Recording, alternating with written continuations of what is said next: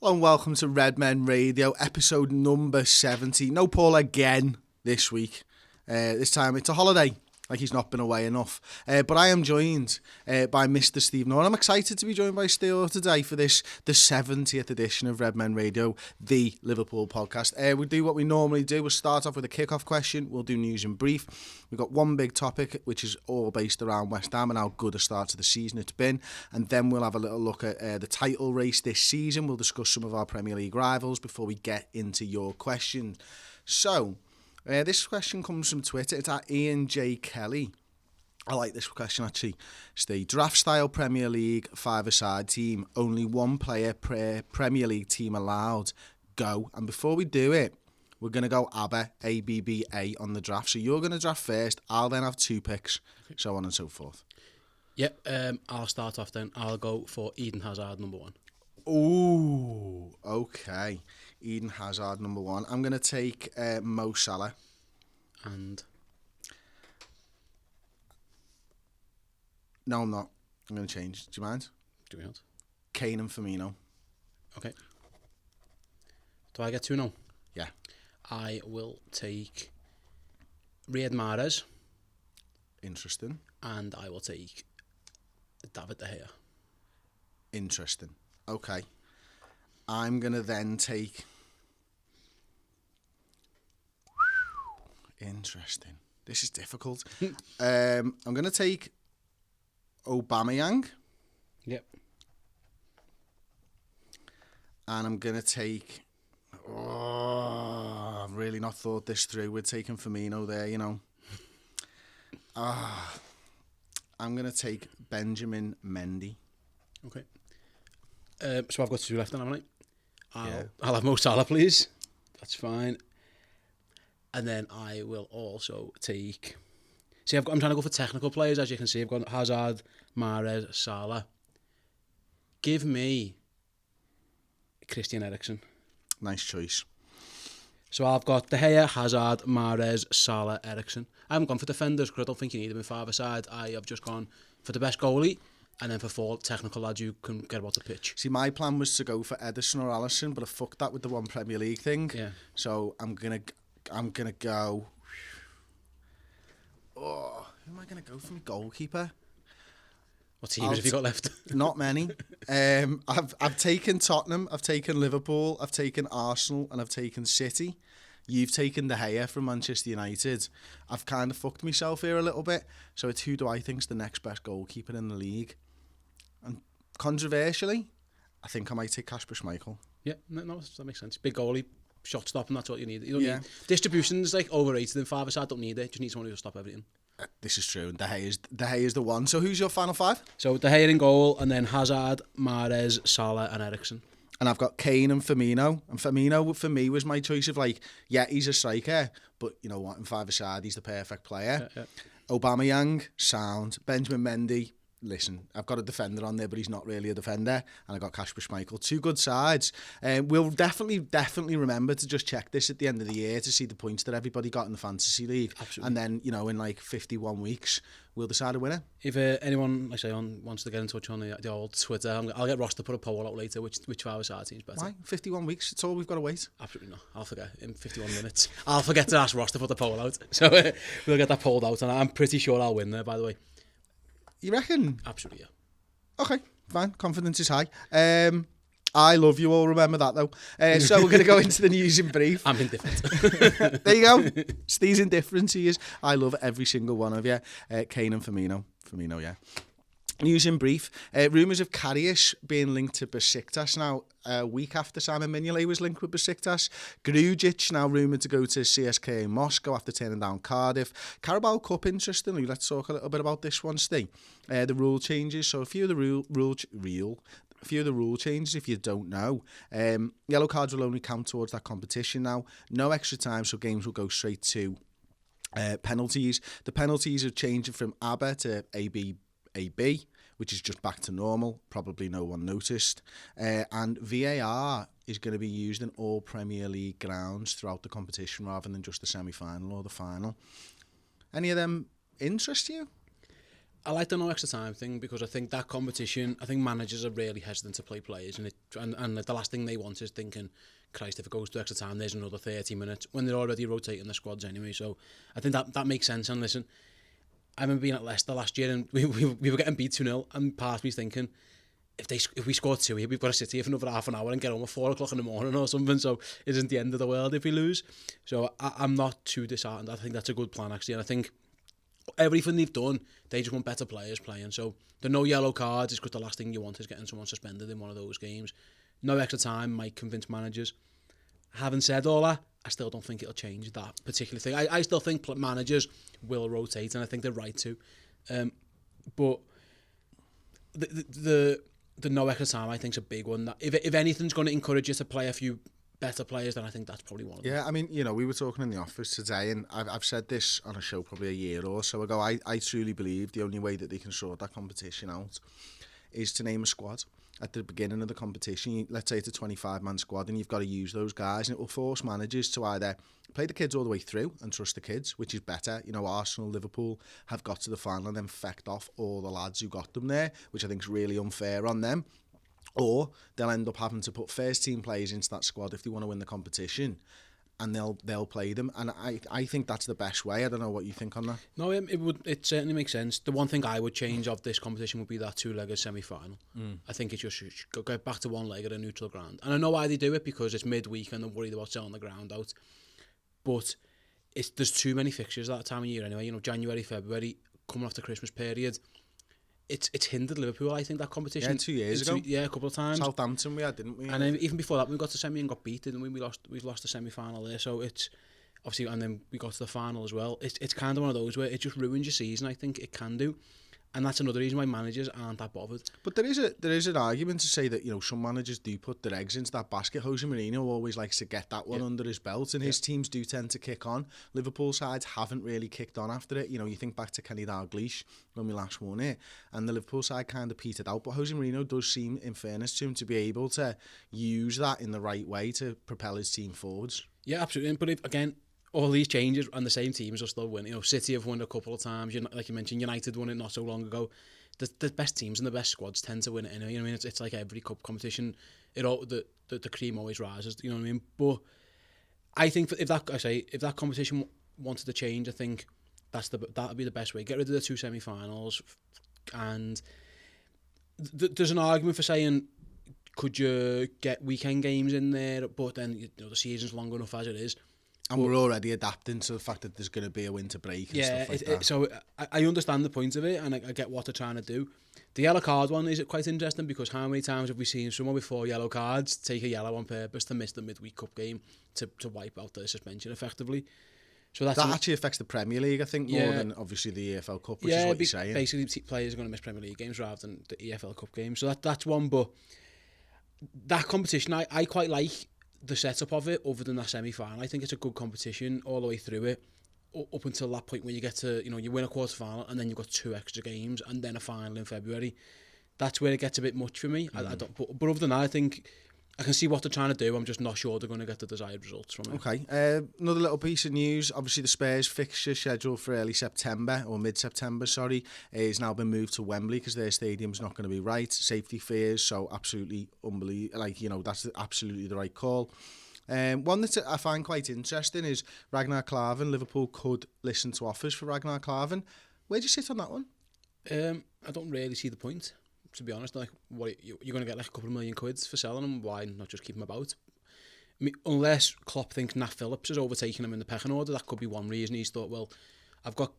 Have we got cover for the left side of centre half? Yeah, well, no, but that's what I'm saying. I think the thinking must be, I've got Van Dijk's my first choice, and then it's probably Matip and Lovren, one of those 2 second and third. Gomez is there as well, and then I think Nat Phillips is better than Klavan. And if that's what he thinks, then you know what. I must admit, I'm a little disappointed with this one, because I always feel like Klavan doesn't let Liverpool down. I think he's good. He's playing in a sense, at the left hand side of that, and other than Van Dijk, no one's really excelled there. I think Lovren came in and we all thought he was that left-sided centre-half. He never really performed on that side.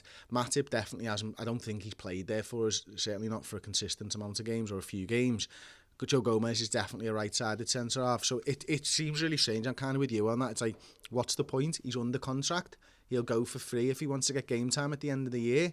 Kind of just be a little bit of a bastard about it and make him stay. All I can think, unless he's asked that he wants to go back to Germany or, you know, something, he wants to go home for whatever reason. But yeah, I'm surprised by it. I wouldn't personally be that. I mean, listen, how many games? You might get 10 games, but they're 10 games that someone's got to play.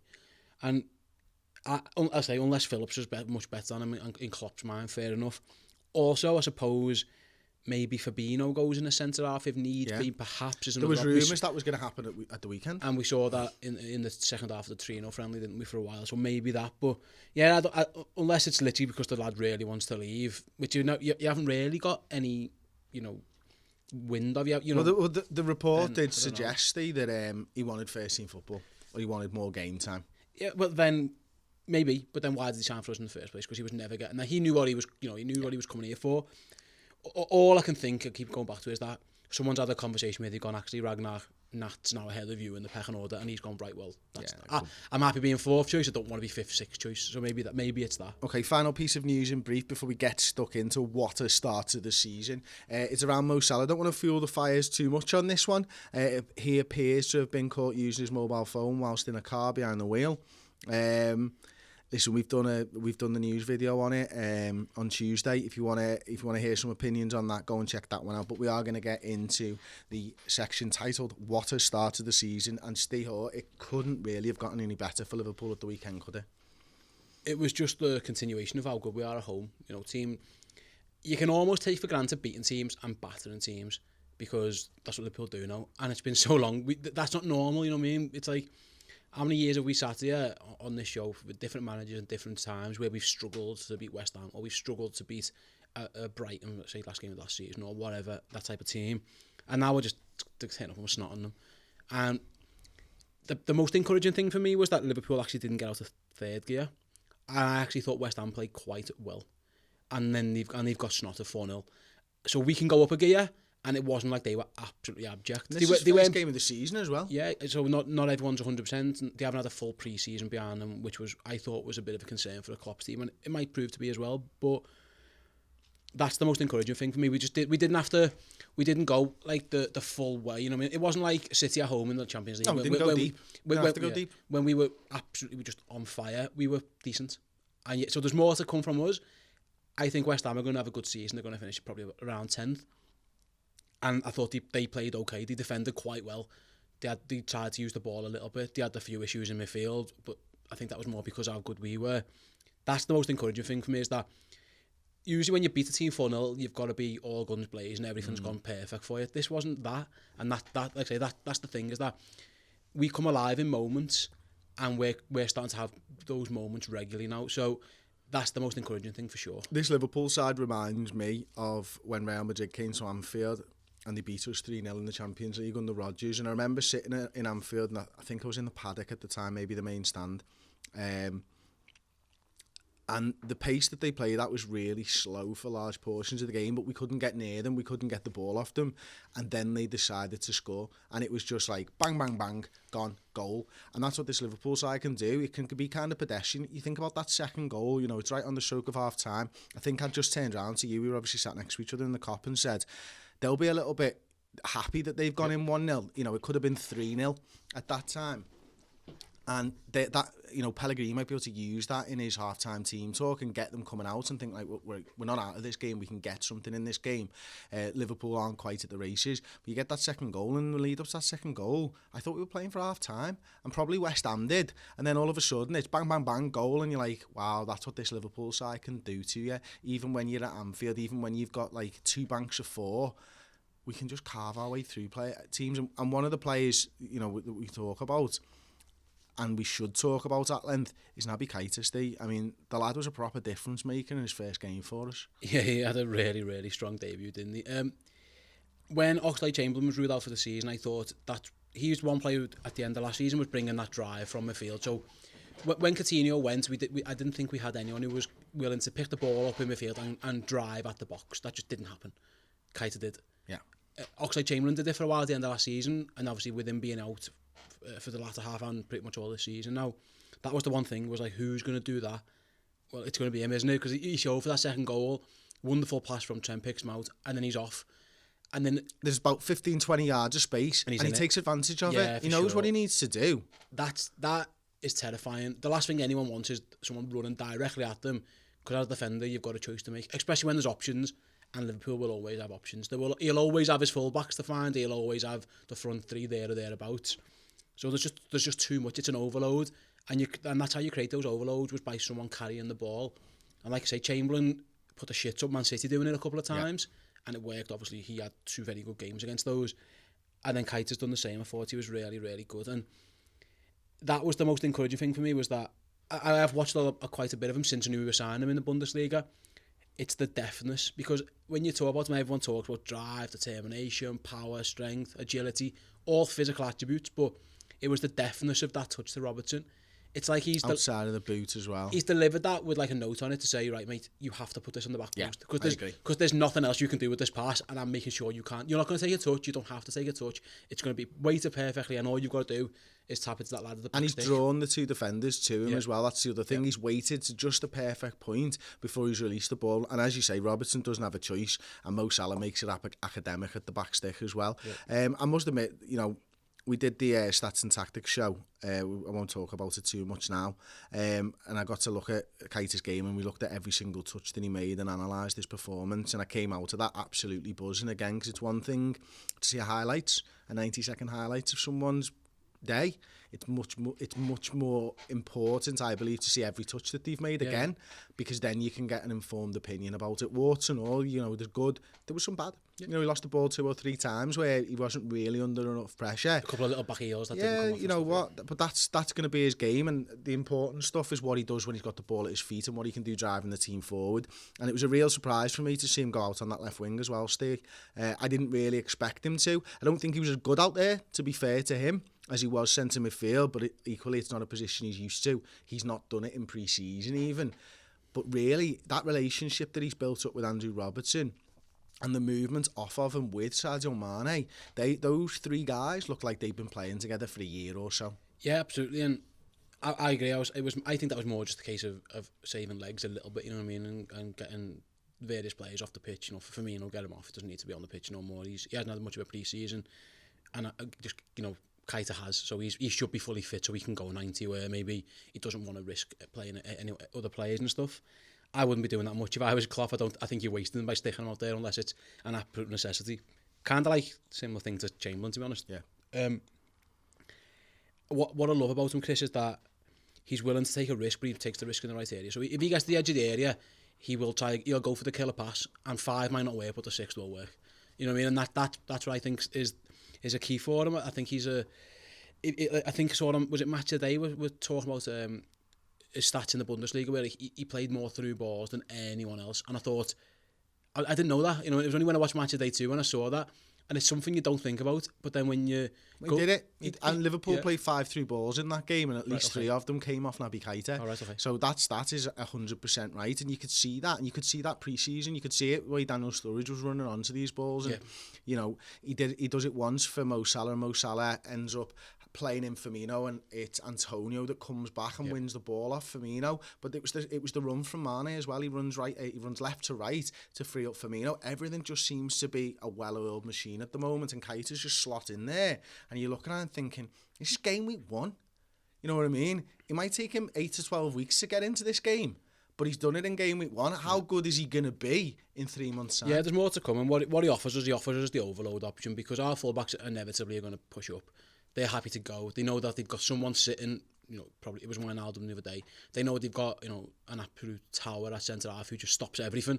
They're happy, so the fullbacks will go. So there's 2. You've got the front 3. So there's 5 of our lads, and now you've got the 6th properly driving on, because that's what that again. If we're just, I thought Milner was great, but there's no way James Milner makes that run. He's going to do his game, and rightly that's all he has to do. He'll facilitate everyone else. That is terrifying. I think, as soon as he runs with the ball, someone's got to break that block. So you can't have like you mentioned before, your line, because West Ham held a high line, and it was right on the edge of the box, and it was pretty solid. Our goal, it should have been offside. It was a good line that they held, but someone's got to come out, because you can't just let the lad run with it, because we all know he can score from distance. And as soon as he runs and someone comes out, well, there's 3 players and against 3 defenders. There's half a yard. And there's movement. Exactly. And that's all you need, isn't it? Okay, another guy that no one's really spoken about that I've seen anyway.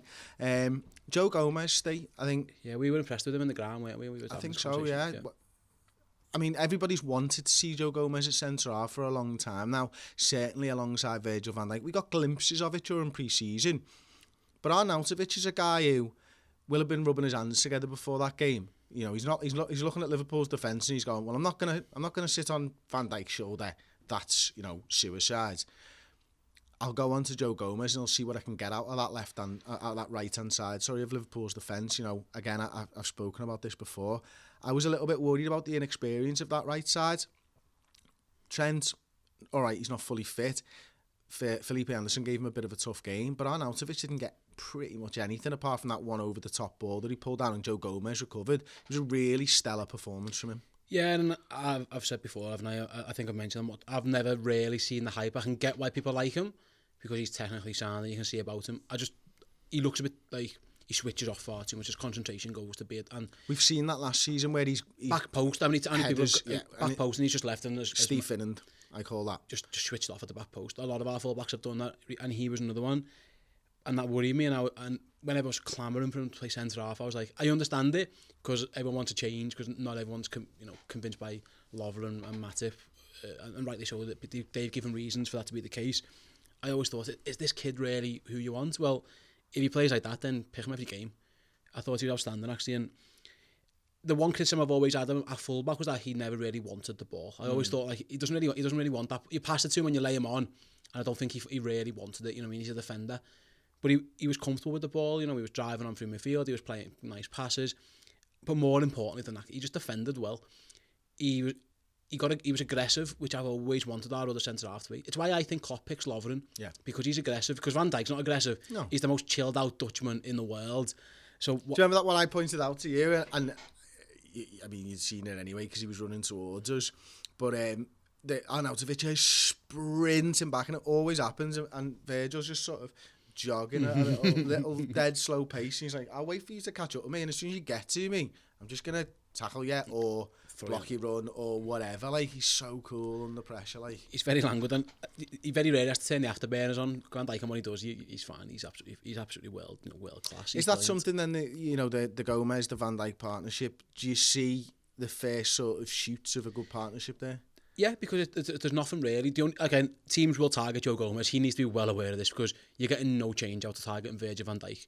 Because I thought he was outstanding at the weekend actually. I don't know if it translated on the TV because West Ham didn't have much of the ball around our box, but every time it went near him, he was absolutely fine. He could have walked down with his slippers on because he was that good. So they're going to come after Gomez, so he has to be prepared for that. And he's done well against one good Premier League striker. If he can continue that, if he plays at Palace, that's a different kettle of fish, You've got Zaha making runs. We've got Leicester coming up soon. There as well. Leicester comes up away soon, doesn't it? And Vardy's caused us all world of problems in the last. He scores every time he plays against us. So if he knows that and he's prepared for it, if he sticks with his aggression, I think he'll be fine. Because that was the one thing I thought he lacked. It's why I don't like Matip playing too much because I think he's too passive. If Gomez is happy to go and win the ball, and you know what, it's not the end of the world if you kick him 40 yards out and you give a free kick away. That isn't the end of the world. What he used to do for a while, he'd give those fouls away too close to our box. But if he's going out to win a ball and he smashes someone, I'll deal with that. I thought it was a really promising start. And if I was Klopp, I'd stick with it for a while. Obviously, Lovren and Matip are both Matip looks like he's back in training very, very soon. I'd stick with Gomez for now. And see if he can earn the place. And this is it for him now, isn't it? If he wants this centre-half place, there's no better chance. He's not going to get no chance. This lad's coming at left-back. He's done a stint at right-back, but he clearly wants to play centre-half for Liverpool, and this is his opportunity. He's got to grasp it with both hands, and he couldn't have really asked for a better start, to be honest. I thought his positioning was brilliant, his defending was brilliant. I loved the way Van Dijk talked him through the game, but equally loved the way that he was speaking to Trent, and he was also speaking to James Milner in front of him. It's about making sure that everything works. It can't just be about making sure you do your job right in a team game. It has to be, you've got to sort of, you used the word before, but facilitate everybody else. Now, James Milner was covering for Trent as Trent goes forwards, and equally Gomez was talking to Milner about his positioning and getting it off that. Thought it was an outstanding performance. Yeah, he was good. Before we get into the second part of the show, which we're going to be looking at why people are saying it's a 2-horse title race, and actually asking the question of is it a 2-horse title race, we are going to give you a little plug for our Stats and Tactics show, which was out this week, and this one is titled Why Keita is Perfect for Liverpool. Basically, it's how many passes the opposition team make per minute before you doing a defensive action. And Colin actually classifies a defensive action as a tackle, an interception, a challenge or a failed tackle, and a foul. So let's go back to what we were looking at here. We're basically giving them 6 passes before we're trying to get the ball. 9.8 in the second quarter, and the second third, and the final third of the first half 5. And we sort of consistently kept it around that. We tailed off towards the end. Again, we have more possession. Whereas look, they're like 9.6. They start the game. In the middle of the game, when we start to ramp up that possession, they can't get near us. They just cannot get near us. I mean, 60 passes at one point during the game before they were able to get a ball back. And then it goes out to like 89 or something like that. I mean, it's absolutely incredible. And now, that's down to the quality of us in possession of the ball, first and foremost. Absolutely superb, of course it is. But it's recovering the football that Jurgen Klopp wants Liverpool to do, and it's the intensity in which we recover that football. So Liverpool going on total as every 7 passes or something, we're trying to get a foot on that ball. So yeah, that was just a little piece from the Stats and Tactics show. It's 54 minutes long this week, about 30 minutes looking at all the stats and everything from the weekend, and then looking at Naby Keita's performance in depth and detail, about 25 minutes or so, analysing his runs, analysing how he uses the ball.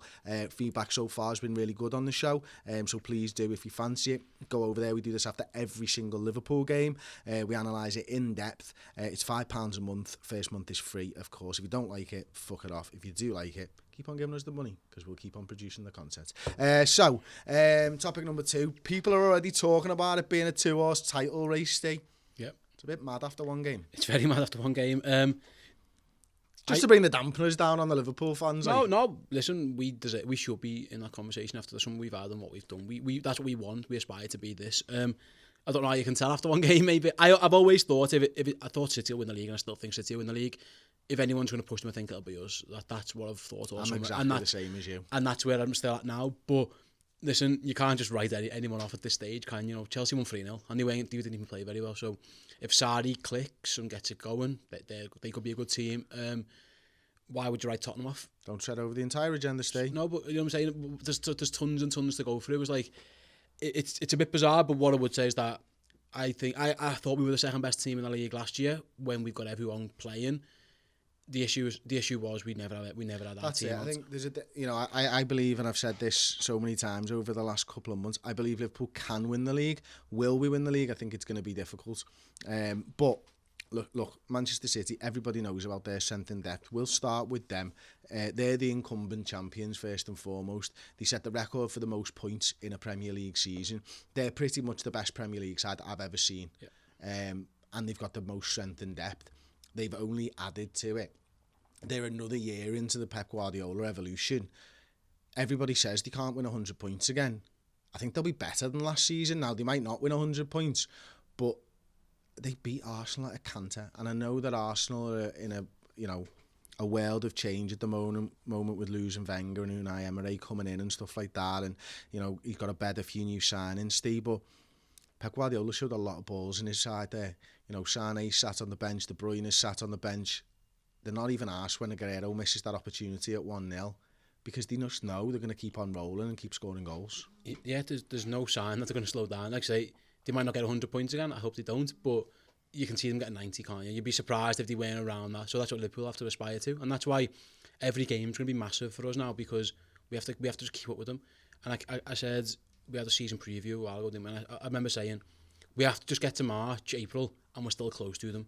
That's the objective, and then you just see how that goes, because they won the title by October last year. Yeah. Halloween and the title. That pressure could make a difference. The title race was done, and also they want to win the Champions League, so they might go, you know what, eggs in one basket. Their changes are much better than what we could make at the end of last year. They won't have Dom Solanke and Danny Ings playing up front in a derby, for example. But they might say, you know what, De Bruyne isn't very fresh, so let's bring another lad in. And he won't be as good. He'll still be a very good player, whoever they brought in, but he won't be Kevin De Bruyne. Or they might say, you know, well, do we want to give Sterling and Sané a bit of a break because, you know, they've run ragged. And listen, they'll play Bernardo Silva and Mahrez, and that's great. Pretty decent options. Exactly. So I'm not saying like they're going to drop off many levels, because they're not. But we just need to put that pressure on them where they can't just canter through games. And you just kind of hope as well that teams go at Manchester City a bit differently this season. You know, everybody just sat back hoping not to get tonked, and they got tonked last season. Change it up. If you're getting beaten anyway, you may as well go at them, go at the throat, try and get something, because that's 3 points that you're not getting. You know, it would seem nuts to me to just go into the game and try and get a draw. It just doesn't seem like you've got the quality. Many teams have got the quality to be able to do that, but you can catch them on a bad day, and you can catch them off guard if you go at them. Liverpool showed that last season. Wigan showed it as well, I think it was, in the United, FA Cup. Even in the second half of that game against United, United were getting beaten. They went, you know what, Pogba, you're not winning the league here. They unleashed Pogba, and he caused mayhem, because as great as City are, and they are a great team, they're the best team I've seen in the league. You know, the Arsenal Invincibles were a very good team and stuff, but City's got 100 points. They won like 30 games or something ridiculous. They're the best team I've seen, but they're not infallible. You know, defensively, centre-backs, I don't think, company aside, are amazing. I think Laporte could be, but there's more to come. I think you can get at Stones. I think you can get at Otamendi. Both good players, very good players. They're not infallible. No one's infallible. But teams just... And we've had this conversation before. It's why I think goal difference in the league as the first tiebreaker is a bit... It ruins that, because teams will just take a 2-0 loss. Because the last thing you want is to lose 7 and, you know, -7 goal difference, because goal difference could keep you up. For 10 teams who are battling relegation, they think, you know what, if we get beat 2-0, my goal difference is all right, and I can look at my players in the eye and say, right, lads, unlucky. If we get tonked 7... And if you're at the bottom of that league as well, you know, self-preservation comes into it. Yeah. You know, a 7-0 defeat by a team, and you're looking over your shoulder, oh my word, you know what I mean? A 2-0 defeat at the Etihad, and you're like, oh well, you know, everybody gets beaten there. You get beat 7-0 your first on match of the day, you get beat 2-0 against Man City away, and you're probably 4th on, because you know what I mean? Because it's not out the ordinary, it's to be expected. And that's where I want Liverpool to be. I want teams turning up to play us happy to lose 2-0. And once you get to that stage, that's when you're a title challenger. That's when you're a potential champion. So, listen, if Liverpool win this league, it's going to be some effort. It's going to be because City are fantastic. The team that finishes above City wins the league. Oh, absolutely, yeah. Simple as that, isn't it? So it is nuts that it's even being spoken about as a 2-horse title race. But I've got to say, it's nice to be on the conversation. Yeah. It's nice that other fans are looking at us going, they've done brilliantly well this summer. They've started, you went to the Champions League final last year. They've started brilliantly. They couldn't have asked for a better start. Let's have a little look around some of the other teams then. We spoke briefly about Arsenal before. What do you make of their new signings? And personally, thought the defence looked a bit slow. Yeah, I tipped them for top 4 because I was big on... I thought he'd come in and organise them, and I believe in Aubameyang to get the goals and stuff. Having looked at that game, it's one game against Man City, so you can't doubt it too much, and a few of the best players didn't play. I think he's made the mistake in goal straight away. Leno, just pick him. Just pick Leno, honestly. If you want to play out from the back, then you don't pick Petr Cech. Cech nearly put one in the back. Literally, I've never seen anyone since Karius do that. You know, give it out for a corner. I'd like to say I've never seen anyone do that, but I kind of think I did that on Pro Evo today. Yeah, fair enough. Something very similar. Karius done it off a goal kick, remember? That was odd. But yeah, he's made that one wrong. He didn't play Torreira, did he? Which was odd. No. He's your man who's coming to solve all your midfield problems. Well, pick him, because I can assure you. And you got the young lad there, and you got Niles Niles playing at left back instead of, he's a right mid normally, isn't he? And then Mustafi and Socrates as the centre backs. They're going to have to score a lot of goals. I don't think they're very good defensively at all. But Torreira will help that. He's really good. I don't get it. Is it just blood them in? Are they not fit? I don't know. I can assure you, you will not do anything with Granit Xhaka holding midfield down. You'll lose a lot. It's going to take a long time, isn't it? And I wonder whether Arsenal fans are going to be able to give them that time. Equally, it is also what they've asked for.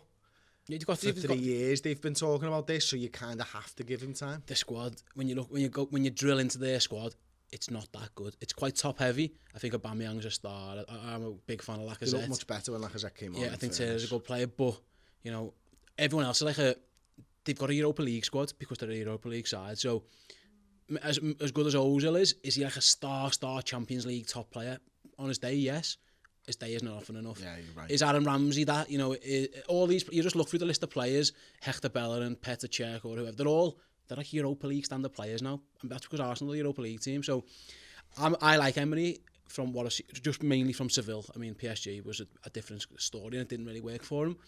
And I think he'll have them organised, but if on the season preview I tipped him for top 4, and already I'm starting to think I was probably a bit premature. I must admit, I think I had them as 5th and Chelsea as 6th. I'm already thinking might go the other way. Go the other way. Yeah, I really do. And I must admit, I was talking to Ped yesterday from Toffee TV on Ball Street, and he's like, Arsenal are the ones we're chasing. That's our target, is to get to Arsenal and overtake them. Might be a little bit much to ask for them, but you know what? That's how they've got to approach it. Okay, a team that I really rate, I'm sure you do as well. No one's talking about them. It's Tottenham Hotspur. Like, I can't understand why people aren't talking about Tottenham for title challenges. I just think they're that good. Yeah, I be honest, I had them dipping back. They had the ones I had Arsenal pipping to, and it was just mainly. Listen, the lack of ambition is staggering to me. It's because Man City got 100 points, and Tottenham didn't get nowhere near 100 points. So unless they believe that Pochettino, who's a very good manager and he's a good coach, can coach his team to get an extra 20 points or so, 15, 20 points, and then hope City lose. That's what they've said by that summer. We don't think that there's anyone. We're not going to invest in this squad, so we think we're good enough to, with you as manager, to bridge that gap, and I just don't think they are. Do you? I'll play devil's advocate here. Yeah. Jurgen Klopp says, I'm not going to sign that centre back last summer because I want Virgil van Dijk. If Pochettino's looking at the players and going, the lads who are interested in me don't improve this side, what's the point in spending the money, Steve? No, I understand. I understand the thinking. I just don't think it's going to work for them. Well, of course it won't if you don't improve your side. Yeah, so they're going to... They don't make your side worse by spending loads of money either. And they had injuries, didn't they? So if everyone can stay a bit fitter, then they've got every chance. But I don't think they've done anything to win the league. I think they might, again, top 4 looks on for them, and they should do. They've got a lad who, if he plays 30 games, he'll score you... 38 games, he'll score you 25 to 30 goals. That's what they've got up front in Harry Kane. Big help. So, and they've got like Eriksen who provide for them. They've got very good defenders. They've got Ali's going to be a year improved. They've got a decent goalie. So they've got what it takes by all means. I just think the reason that no one's talking about them is because they haven't done nothing in the market to make the splash. If they went and got that one sign, and like for example, I think they need a midfielder. If they went and got a Fabinho or a Keita, you'd be thinking, Tottenham mean business. But because of the lack of investment, everyone thinks, well, if they're not trying to win it, then why should we think they're going to win it? I presume that's the psyche, but they're a good team. They've got a decent team. They've got a very good manager. I still think they'll finish third in the league, to be honest. And that will be overcoming some bloody difficult obstacles. You know, they had so many England players at the World Cup, and all that type of stuff. Yeah. United, they look ready to implode. Mourinho's looking mental, but you know what? Paul Pogba goes and changes the game. You know, he obviously scores that penalty. It was a coolly taken penalty as well, in fairness to him. One of the better ones that I've seen recently. They, for me, look like a top 4, but they don't look anywhere near like title challenges. Yeah, I don't know. In that, I think they've got a really good goalie, and I think that helps. He saves them a lot of points. And when Lukaku's playing, they've got a lad who scores. So they can win. They've done it last year.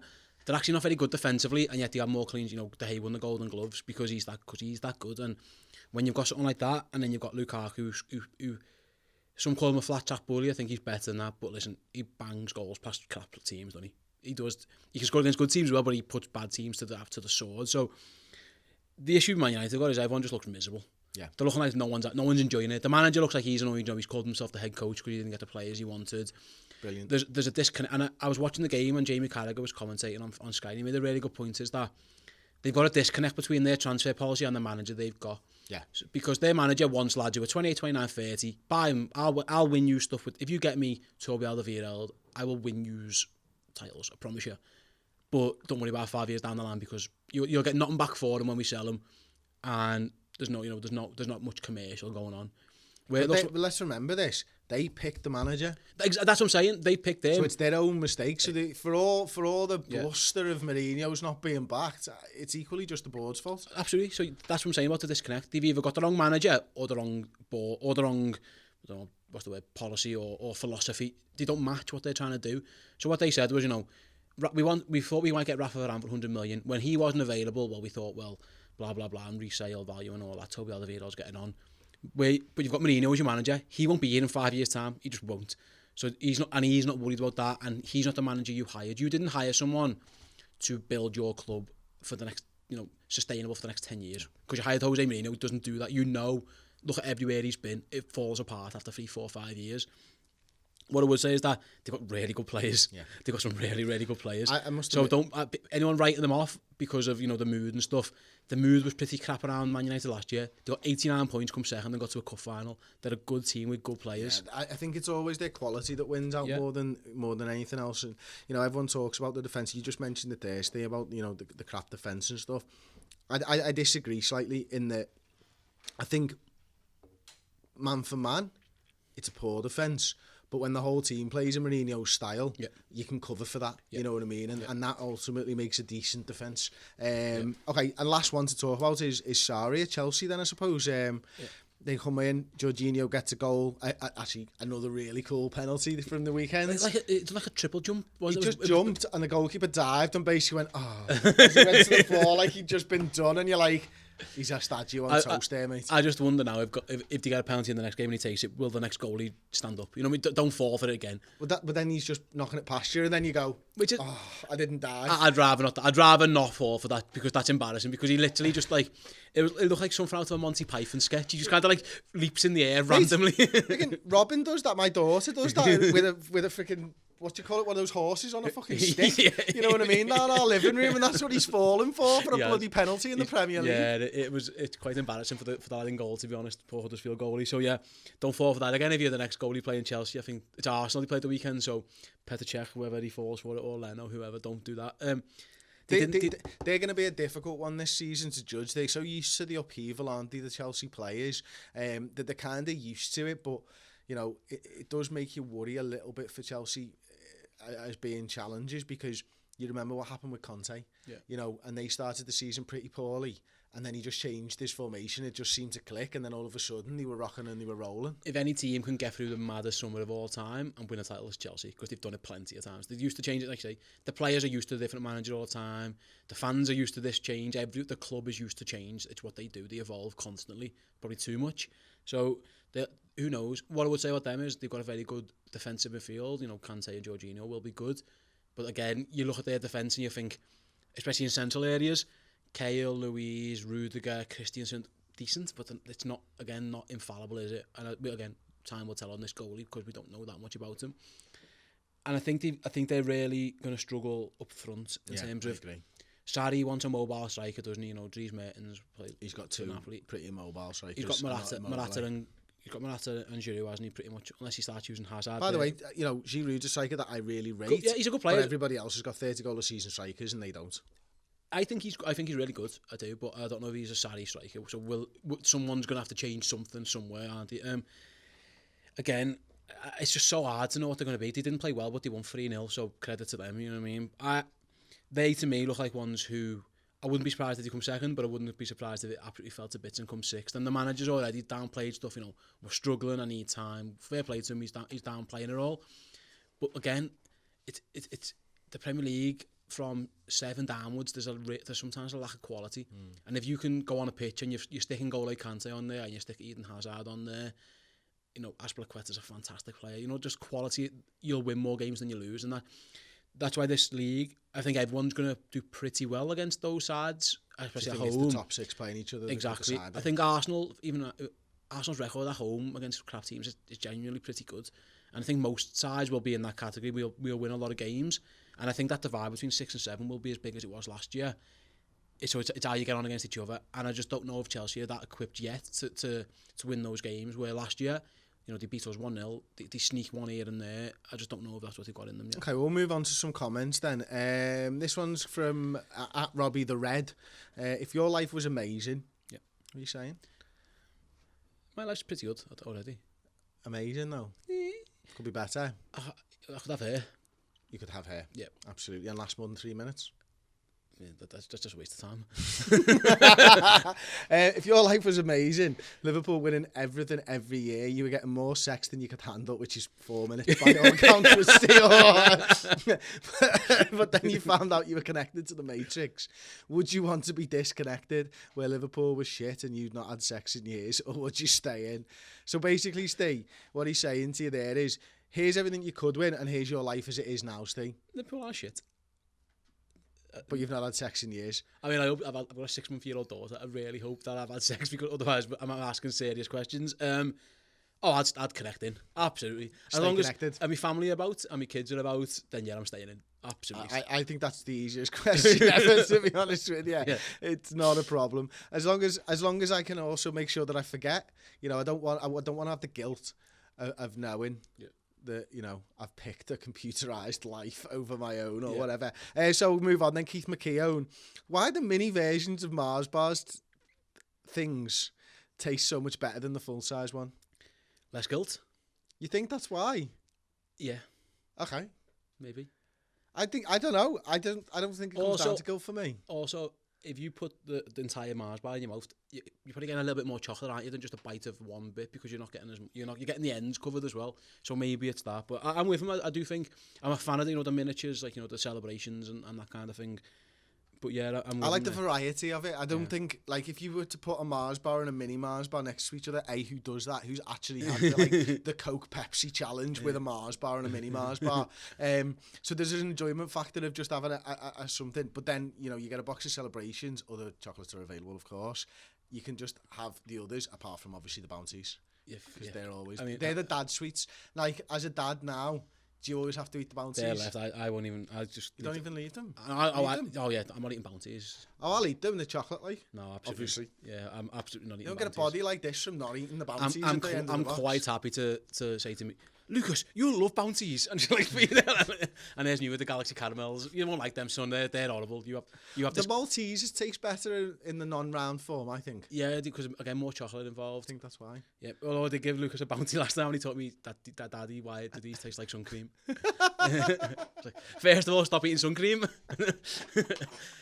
And secondly, fair enough, mate. I won't try and bribe you into the Bounties anymore. But yeah, okay. I'm with Keith there. I don't know why. We got, physics. It's normally the answer, or maths. Yeah, someone somewhere's will figure this all out. Matthew May on Facebook. If blank gets a long-term injury, it ruins our team's chances of silverware. Go. I'm gonna go. If Firmino gets a long-term injury, it ruins our team's chances of silverware. If Virgil van Dijk gets a long-term injury, it ruins our team's chances of silverware. Yeah, absolutely. Like, they're the positions on the field where you feel like you just don't have the backup for.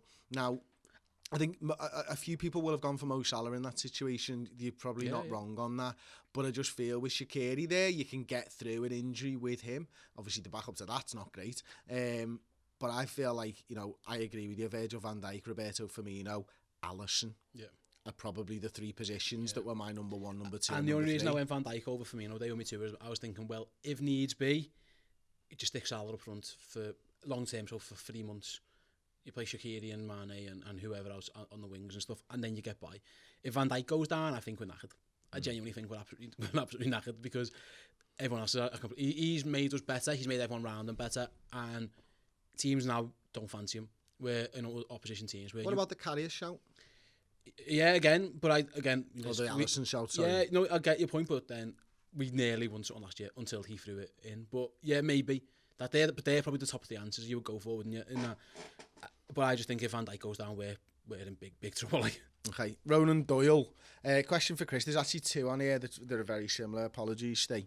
When you go to a game, do you ever think, feck taking video footage, I just want to look at the match and roar some songs out? And Sam Miley, from our subscribers group, just a quick question about the practicalities of what you guys do. Firstly, do you ever feel there's a sense of judgment for always having your phone camera out at the match? Can't help but think some people would be annoyed by it. Secondly, are you not able to have a bevy at the match since you're technically meant to be working? Couldn't imagine going the game without going to the pub beforehand. Okay, two questions that are very, very similar. I suppose first and foremost, I hate getting my phone out at the match, to be honest with you. But nowadays, it affords me to do this for my life. So, in comparison to that... Can I jump in on you as well? It says there, I just want to look at the match and roar some songs out. Having sat next to you in the Cop at the weekend, I can assure you, Chris does not stop roaring the songs out, regardless. You do, don't you? Yeah. The phone's kind of down there, and you're still singing away, and you're still cheering the team. And we were having conversations, and there's probably clippings of it when I actually watched your story of the match. I think when Manny goes in, me and you having a chat, was you offside? Because it's just like you've almost forgotten about it to an extent. Yeah, no, I do. So I don't think it's ever. I don't think you're not sitting there constantly looking, talking to your phone, and you are engaged in the football as well. So I would say that to people who didn't know. And then I think, I think to answer Sam one, there is a sense of judgment sometimes if you get your phone out, especially when you turn the camera on you and not on the crowd. There is definitely a sense of judgment there. And I really dislike doing that. But again, it comes back to this. I could be running a restaurant or I could be doing this. So, you know what? I might not enjoy doing it. It's not the best part of my week, but my word does it afford us everything else that we can achieve. So that's boss. And then secondly, the bevy thing. I generally drive to the match nowadays, so I can't have a bevy anyway. I fill my boots on a ways though. Yeah, we tend to meet, don't we, before, and then we'll have a chat and stuff. And yeah, that's I'm the same with you. We park in the same place and stuff. So I'm with you. Is that the pub thing doesn't bother me because I'm still socialising with my mates anyway. And those chats that we were having in the pubs, quite often we just have them on camera anyway. Yeah. You know what I mean? So that's cool for me. Like at Mickey Clark _97, who do you think will be our top 4 goal scorers this season in order? I actually struggled with the 4th here. Yeah, so did I. So Salah 1, Mane 2, Firmino 3. Exactly the same up to there. Gini Wijnaldum 4. Ooh! Yeah. Last year it was Coutinho, Chan, Chamberlain, wasn't it? I think they were 4, 5 and 6. Well, I think from what I've seen from Wijnaldum, he played in the 6 the other day, needs must. When Henderson and Fabinho are back, he won't be playing there much. And I think it'll be his job to be the one who makes that third man run. He done it. He did it twice at the weekend. Yeah, he did it, and he done it. Obviously, Trino, he scores. And Napoli as well. Napoli scores. 4. Just a little. It won't be many. It might be 10. Well, I mean, I'd take 10 in all competitions maybe, but I think he will be the one who's tasked with doing what Chamberlain was doing. I came up with 3 names. Wijnaldum wasn't one of them. Okay. I actually plucked for Naby Keita. Yep. I think he's going to get into those positions and score a few goals for us. Absolutely. The other one is Shaqiri, because I would just wonder how much he's going to be used this season. If he's used a lot, I think he can get 10 goals. Yeah. And finally, obviously, Daniel Sturridge, and I wrote him off because he's probably going to miss half the season. Yeah, sure. But I was thinking Milner if he took pens, but then But then it looks like he's not going to take pens, isn't he? Because he hasn't took the last couple. Mane's and then Fabinho took them. I hope Mane, and I put Ojo could be brought on for them. Maybe so. I put Mane second because I think he might be our pen taker. You know what? I had Mane second, not for the penalties thing. I just think he's going to be awesome this season. And final question of the podcast before we continue with the subscribers special: win Champions League or Premier League on 3? 1, 2, 3. Premier League. 100%. Not even a question. Listen, I'm not being flippant. Offer me the Champions League and I'm happy for it. But I've seen Liverpool win that Champions League. I'm 30 years old and I have no recollection of Liverpool winning the league title. I think, obviously, I was like 4 last time they won it or something ridiculous like that, or 3. So, yeah, absolutely Premier League. It's what we dream of. It's the hardest competition to win. It's what we all aspire. You know, ever since the second I've been doing this with you guys, it's always been how do Liverpool win the league? How do Liverpool win the league? And we've bridged the gap from being absolute dog shit to Champions League contending, top 4 contending. Now I think we're an established top 4 club. The only next step, and it's why I was a bit critical of Tottenham before, is once you've established that, never be happy being there, you go again. So yeah, it has to be the Premier League. And I remember 2005 and the party that we had. Yeah. If we won the league, I remember when we lost against Newcastle. Sorry, we beat Newcastle, but we kind of things had already petered away. Palace and Chelsea. The party in Liverpool on that night we beat Newcastle was amazing because everyone had booked the tickets anyway, just in case, weeks in advance. It was what a night. Time was bouncing. If we win this title, I mean, I might not come home for it. I've already told Claire, and I've had permission, and we've agreed already. If Liverpool win the league, I'm allowed to go missing for a few days because the party is going to be ridiculous. So yeah, I just have a party here, mate. You can stay here if you want. That's fine. We'll go 7 days. Easy. We'll go live. We'll go live. 7 days straight party. like Big Brother. Yeah, it's going to be horrendous. It's going to be amazing, and I can't wait for it. It's going to happen soon rather than later. I can't wait. Absolutely, couldn't say it better myself. And on that note, we will end the show. Thank you very much for watching and listening to the podcast. If you're on Acast or iTunes or anything, give us a 5-star rating if you wouldn't mind. Leave us some comments or some feedback on the show. If you're on YouTube, let us know your thoughts in the comment section below. Don't forget to like the video, subscribe to the Redmen TV on YouTube, and don't forget to check out the redmentv.com, where all the exclusive videos we produce on a weekly basis sit. Once again, thanks very much for watching. Thanks for listening. I'll see you at the far post. Ta-ra.